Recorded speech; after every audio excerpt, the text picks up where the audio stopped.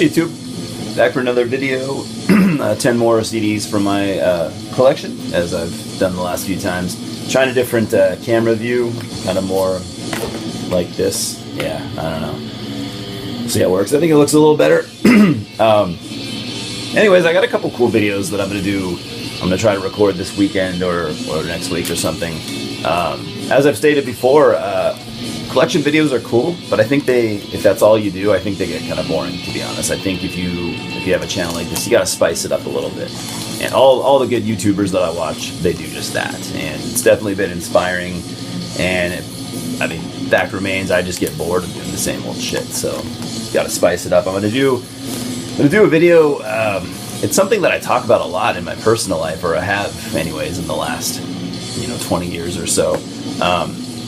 I guess you could say I was kind of inspired by Sean Count Blaggerth. He did a video talking about how he got, I want to say, in the metal. It might have just been how he got into music. Yeah, it was just how it's pretty much his entire life musical evolution. I might do that too. I'll probably focus more on the metal side, but I started listening to metal pretty young. But yeah, I'm going to do a video like that, and I'm actually, I thought it'd be cool to actually show some of the key releases that got me into this kind of music, because I still have most of them. So I thought that'd be kind of cool to do a little timeline type thing. Yeah, everyone has a story about how they got into metal or any kind of music that they like, and I think it's really cool to hear those stories. Especially if you're an older person, pre-internet, you definitely have a story to tell. I guess the younger people, unfortunately, I have a computer and I'd still listen, but whatever. And also, I have a couple packages coming in the mail. One today, actually. They're not super massive, but it'll be some cool stuff, some cool collection updates. But anyway, ramble for 2 minutes here. Let's just dive right into this. Like I said, 10 CDs, picking right up where I left off last time. We're going to start with the final album they ever did, Angel Corpse of Lucifer and Lightning. Osmos Records, of course. This album, I don't know. Hold on, coffee. I'm like a smoker with coffee. I have to have it fucking every 3 seconds. I guess smokers don't smoke every 3 seconds. Shitty comparison. Anyway, that album, man. A lot of people bashed on it when it came out. It got terrible reviews as far as I can remember. I only remember negativity about that album when it came out. I bought it when it came out, and I still listen to it to this day. I listened to it like last week. I think it kicks ass.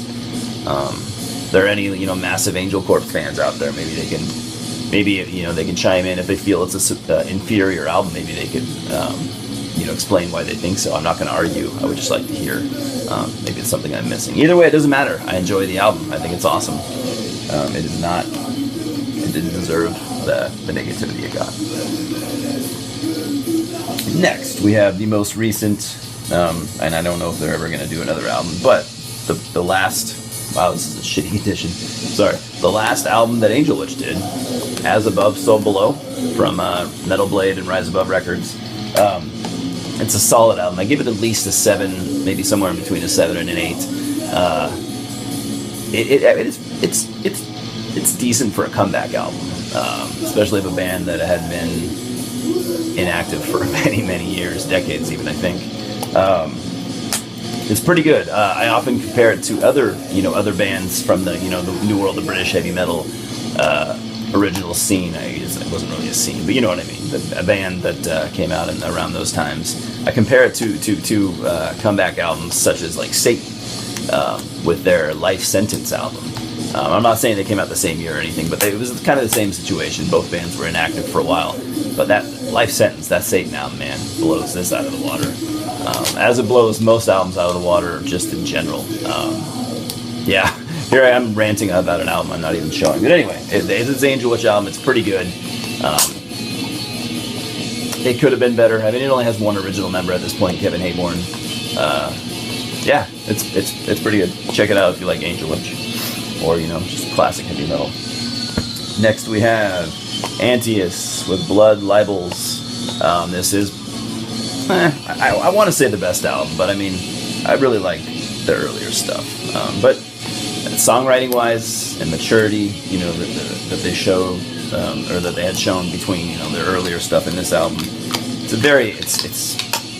they definitely progress as songwriters and musicians, and I just think this album's fantastic.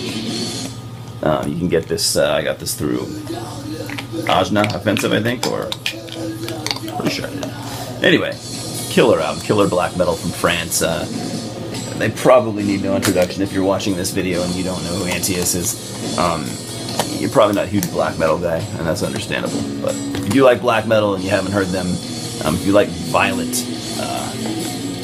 hateful, abrasive black metal, just nothing but just pure soul-sucking hate, that'll be for you.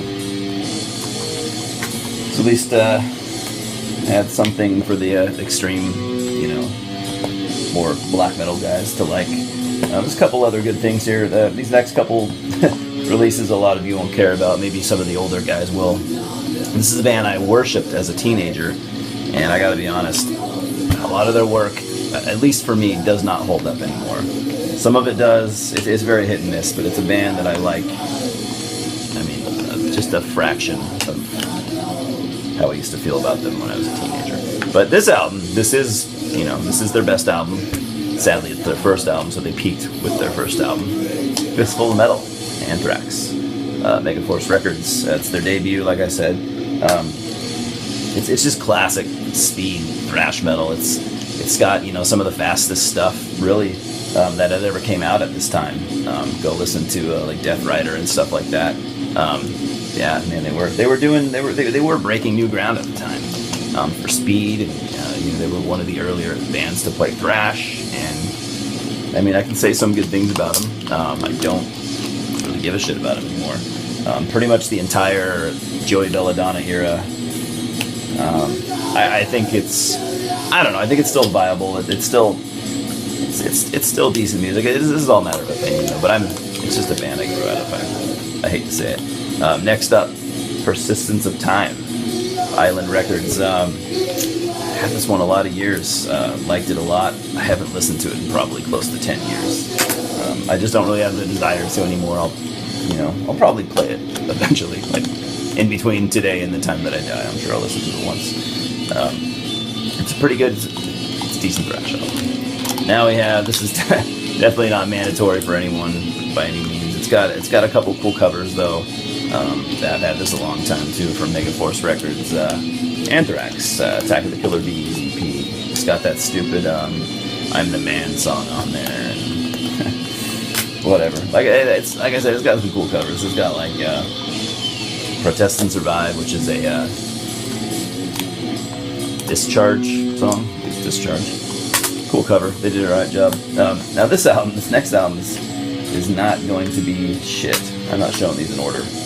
Fuck it. It doesn't matter. This next album, I've always liked this album. Loved it as a teenager. I still like it today, and I still listen to it at least probably once a year. This is probably going to throw some people off.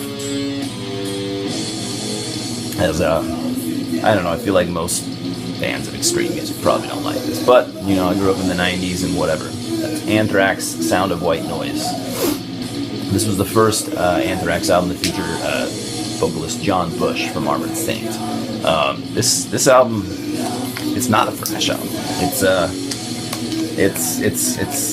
I guess it's just a metal. That's like a 90s sounding metal album. It definitely has some grunge influence on it, but it's dark. It's dark and sludgy sounding, and I just think it's well written. You can say what you want. I don't care. I think it's awesome. Like I said, I still like it. The songwriting is strong. I don't know. I dig it. I always have. And for some reason, I did not outgrow that, as I have many of these.